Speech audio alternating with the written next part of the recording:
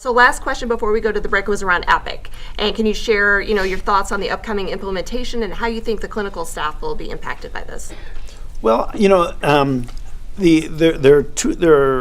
a great question. It's a great question. And, the first way I'd like to answer it is Epic is an electronic health record system. And there are many clinicians who find working with electronic health records to be more time consuming than working with paper records. And partly that's because when you fill out a paper record, you put in only the information that you want to put in and what you want to write down. With an electronic health record, you're asked to put in more information. And we call that additional information discrete data. And the reason you'll know the importance of discrete data is because many of you probably use Google. And when Google searches, when that search engine searches for whatever question you put into Google, it's looking for discrete data to answer your question. So the reason we're putting more information into electronic health records than we used to put into paper records is so that when we go searching for information about a patient or about a group of patients, we can find that discrete data. Now, the younger you are, the more facile you are now with working with technology, with either your laptop or your keyboard or your iPad. The older you are, and I'm referring to people of my generation, the older you are, the more time consuming that may be. So as we introduce electronic health records and new forms of clinical data and documentation, I think it's important to keep in mind that what's really causing this big change is the development of the search engine, because the search engine and that capability allows us to find information more quickly, but in order to find that information, we have to input it in the first place. Epic is a great opportunity for BJC in particular because it means that all of our hospitals and almost all of our affiliated physicians, including the Washington University physicians, will be on the same electronic health record system. That means that all of the data for all of our patients will be in a common clinical data repository.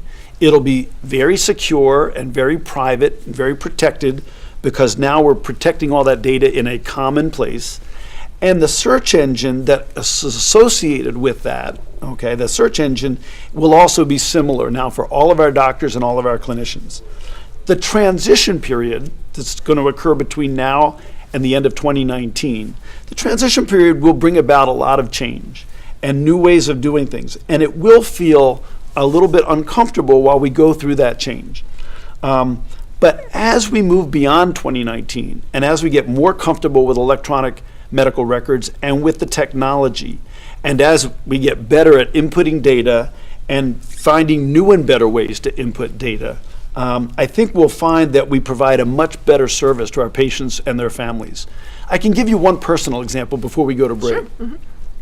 Mm-hmm. On a Monday morning, not too long ago, as part of open enrollment for BJC, I had my annual physical exam, and I wanted to get all my biometrics so I could input them into the health evaluation survey that we do online.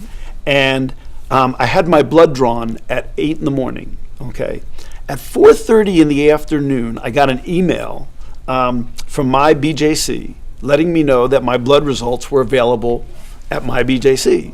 And so I could log right into my BJC and I could look at my own blood results. And then there was a little icon to the right.